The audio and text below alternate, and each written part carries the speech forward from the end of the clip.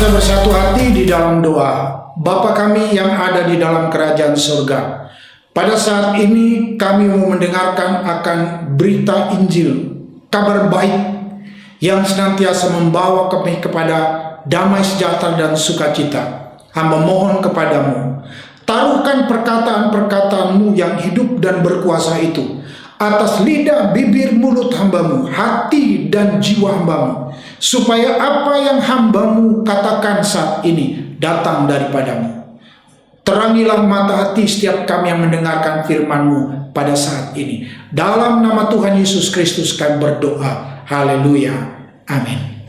Shalom Aleichem Besem Hamashiach. Saudara-saudara yang dikasihi oleh Tuhan, pada minggu ini tema kita ialah berpikir secara Kristen. Menurut surat Roma pasal 12 ayatnya yang kedua, satu tinjauan intertekstual hermeneutis, tematik integratif, biblika, dan implementasinya dalam kehidupan praktis. Mari kita membaca.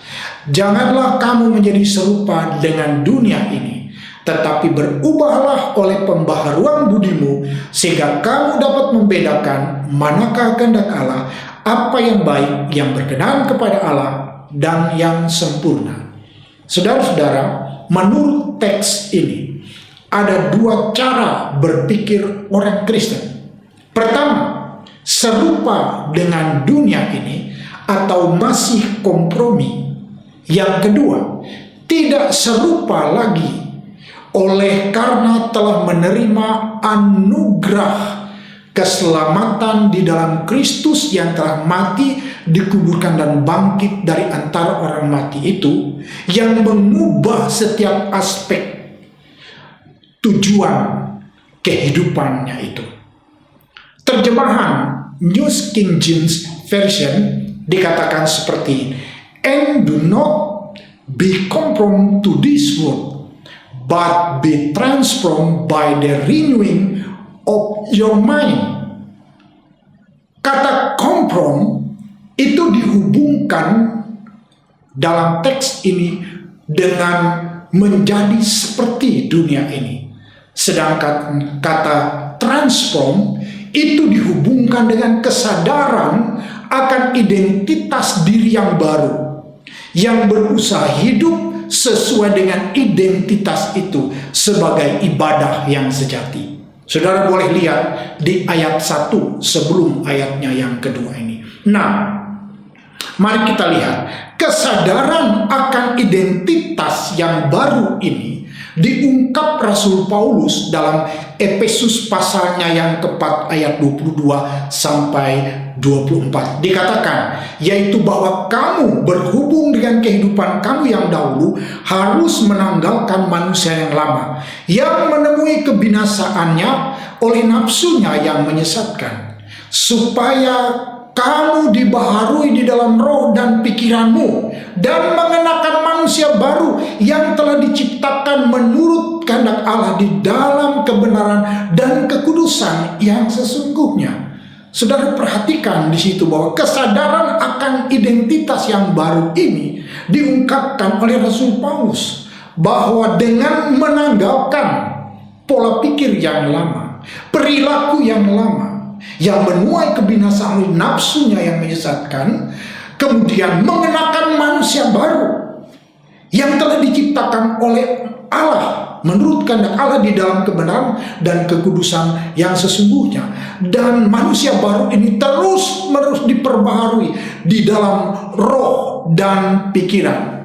Artinya, saudara-saudara, bahwa berpikir secara Kristen itu terjadi ketika kita lahir baru, dijadikan baru, menerima Yesus Kristus sebagai Tuhan dan Juru Selamat kita dibaptis, dan sejak itulah maka pola pikir Kristen ini harus tertanam di dalam jiwa kita sebagai orang-orang yang telah ditebus oleh Kristus.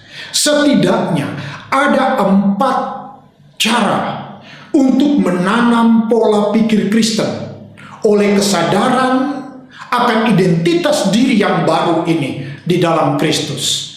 Yang pertama, melalui mengenal kehendak Allah yang kekal di dalam Alkitab.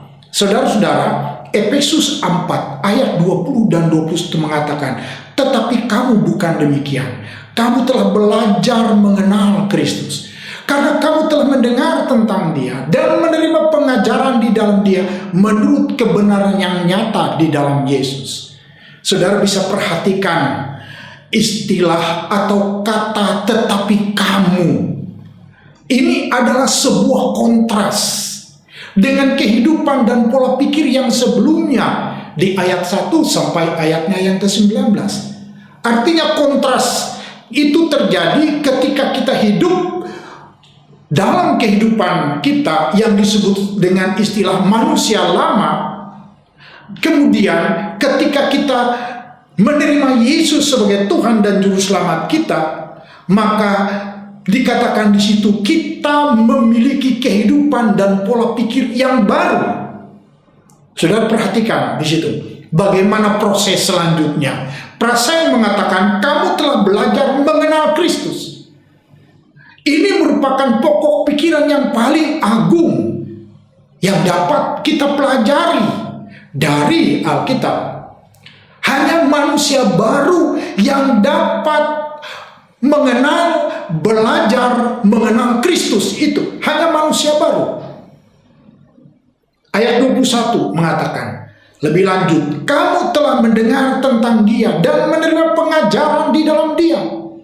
Bahwa manusia lama kita tidak mampu, tidak dapat memahami, tidak dapat menerima pengajaran Kristus itu dengan benar. Kenapa? Karena kompromi.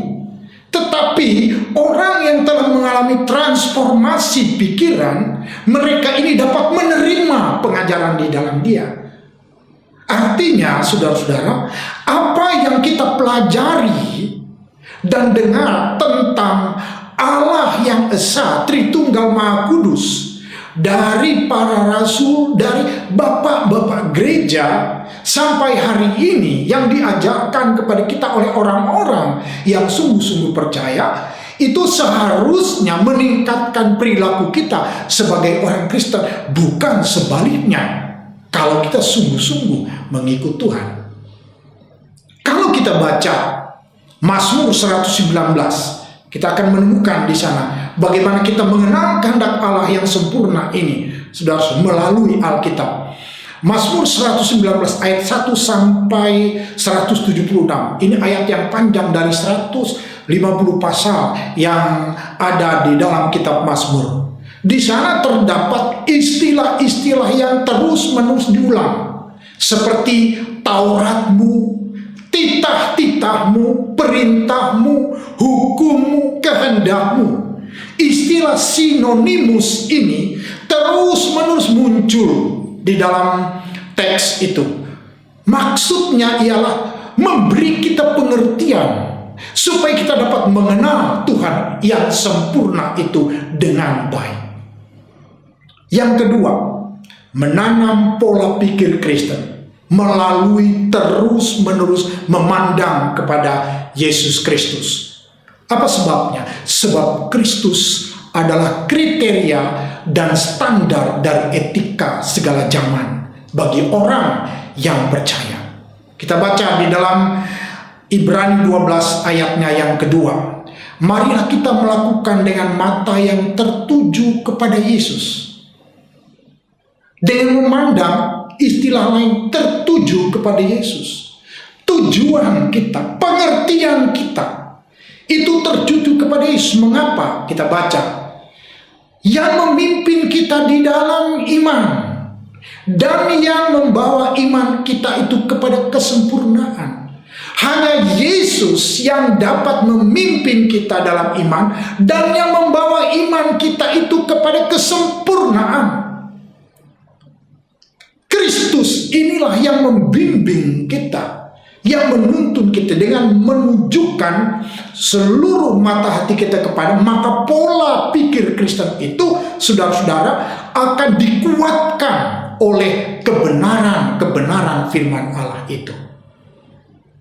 Menanam pola pikir Kristen yang ketiga, melalui kita belajar dari kesaksian-kesaksian orang-orang percaya sepanjang sejarah gereja. Dalam Ibrani pasal 12 ayat 1, penulis mengajak kita meletakkan semua beban. Marilah kita menanggalkan semua beban yang begitu merintang kita, dikatakan, untuk mengikut Kristus dan belajar dari banyak saksi, dikatakan di ayat Ibrani 12 ayat 1. Saksi bagaikan awan yang mengelilingi kita. Banyak saksi yang dimaksudkan oleh Ibrani 12 ini adalah kesimpulan dari seluruh ayat di dalam pasal 11 sebelumnya tentang saksi-saksi iman yang luar biasa itu. Mereka lah yang bersaksi, dan kita adalah mata rantai. Kita tidak boleh putus. Itu sebabnya saudara, memutus historical theologis itu sama artinya kita memutus ciri khas identitas iman Kristen kita, mulai dari Kristus, para rasul, bapak-bapak gereja, dan saksi-saksi iman itu. Betapa pentingnya historical theology itu, sehingga melalui kesaksian mereka di dalam sejarah itu akan menguatkan kita menjadi orang yang memiliki pola pikir Kristen, menanam pola pikir Kristen yang keempat melalui pimpinan Roh Kudus. Tentu itu sudah pasti, sebab Roh Kuduslah yang akan memimpin, mencerahkan, membuat kita mengerti firman Tuhan dan kehendak Tuhan. Saudara-saudara, penting bagi kita untuk belajar Alkitab itu dengan baik. Penting memahami teks-teks Alkitab dalam bahasa aslinya itu perlu. Walaupun belum tentu orang yang memahami bahasa aslinya itu mengerti bagaimana hermeneutis teologinya, bagaimana eksegesinya, walaupun belum tentu, tetapi itu perlu. Dan yang paling perlu adalah Roh Kuduslah yang akan menjelaskan kepada kita dari keseluruhan apa yang kita pikirkan. Sebab kenapa demikian? Mengasihi Tuhan juga itu dengan segenap jiwa, akal, budi. Jadi bagaimana akal budi, pola pikir kita itu mengasihi Tuhan? Dengan cara apa? Dengan mengandalkan kuasa Roh Kudus untuk dapat memahami firman Allah itu dengan benar. Mari kita baca Yohanes pasalnya yang ke-16 ayat 13 sampai 15. Tetapi apabila dia datang, yaitu Roh kebenaran, ia akan memimpin kamu dalam seluruh kebenaran. Jadi Roh Kudus yang akan memimpin kita kepada seluruh kebenaran. Saya baca kalimatnya yang terakhir. Ia akan memberitakan kepadamu hal-hal yang akan datang. Ayat 14, ia akan memuliakan aku. Ayat 15, segala sesuatu yang Bapa punya adalah aku punya. Sebab itu aku berkata, ia akan memberitakan kepadamu apa yang diterimanya daripadaku. Saudara lihat di situ, Roh Kudus, Kristus dan Bapa, Allah yang Esa Tritunggal Maha Kudus itu, saudara-saudara, begitu terlibat sekali. Untuk apa? Untuk memberikan kepada kita pengertian tentang kebenaran-kebenaran firman Allah yang kita miliki hari ini, yaitu Alkitab. Itulah 4 pokok pikiran penting tentang bagaimana menanam pola pikir Kristen itu dalam kehidupan kita. Mari kita melihat integrasi keempat pokok pikiran di atas dan implementasinya dalam kehidupan praktis pada masa kini. Saudara-saudara, berpikir secara Kristen itu akan menghindarkan kita dari sikap dualistis yang memisahkan antara realitas rohani dan kehidupan praktis moralitas. Sebab ada banyak orang di dalam sikapnya itu mereka mendikotomikan antara realitas rohani dan kehidupan praktis moralitas. Padahal keduanya itu adalah satu kesatuan iman yang terintegrasi. Sehingga dengan kita memiliki sikap yang utuh seperti ini, maka kita akan dapat menjawab tantangan zaman. Di dalam perkara praktis, implementasi pola pemikiran Kristen sudah pasti menimbulkan benturan-benturan yang cukup keras dengan pemikiran sekuler. Itu tak bisa dihindari, saudara. Akan tetapi, pola pikir Kristen kita, dengan adanya pola pikir Kristen, wawasan Kristen kita harus memperjelas komitmen kita untuk berinteraksi dan memberikan terang, harapan kepada budaya dan peradaban kita pada masa kini. Artinya, sudah tiba saatnya untuk orang-orang Kristen, kita orang-orang percaya, menggunakan pola pikir Kristen untuk menghadapi realitas dan membawa perubahan penting dalam peradaban manusia sebagai ibadah yang sejati kepada Tuhan.